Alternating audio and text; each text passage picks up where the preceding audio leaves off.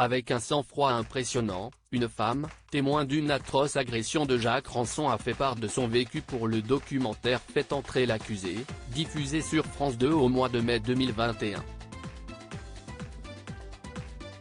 Un homme terrifiant qui revient sous les projecteurs médiatiques en raison de son procès en appel pour le meurtre d'Isabelle Ménage, 20 ans, en 1986. Dans l'émission télévisée, on peut voir la brutalité et la dangerosité de cet homme qui avait été condamné déjà en 2018 pour les meurtres de deux autres femmes, Moctaria Chaïb et Marie-Hélène Gonzalez, trahies par son ADN.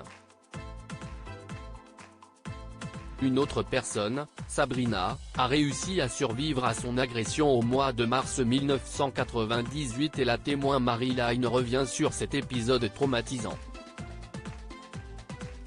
Je m'affairais à la préparation du repas, puis j'entends des cris.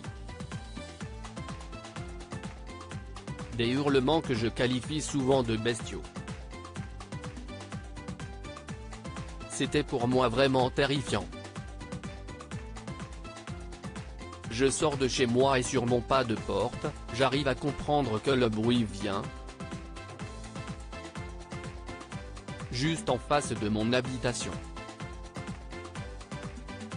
Je vois une personne allongée, je vois les pieds, et une personne agenouillée juste à côté, explique Marie-Hélène avec précision. Son arrivée sur les lieux fait fuir l'agresseur.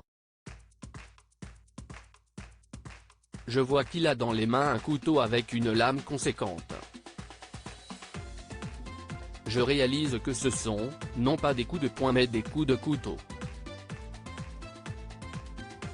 Parce qu'il y avait du sang partout. La scène est si violente qu'elle en oublie le visage de son auteur. À partir de ce moment-là, j'ai un blanc.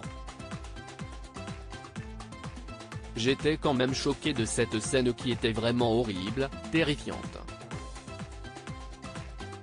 Et le sentiment surtout que la personne qui était justement en train d'agresser la petite Sabrina était vraiment déterminée à la tuer. Malgré l'horreur, la présence de cette habitante a sauvé la vie de la jeune femme. Ce soir-là, Jacques Ranson a donc violemment agressé Sabrina à Perpignan, 3 mois après avoir tué et mutilé Moctaria Chaïb, âgée de 19 ans, comme elle. Une dame est venue me sauver la vie, avait déclaré la jeune femme lors du procès. Dans le coma durant plusieurs jours, Sabrina a réussi à se reconstruire, à se marier et à fonder une famille de 4 enfants. Mais elle ne s'est jamais complètement remise de ce soir-là, qui lui a laissé une cicatrice de 32 cm sur le ventre.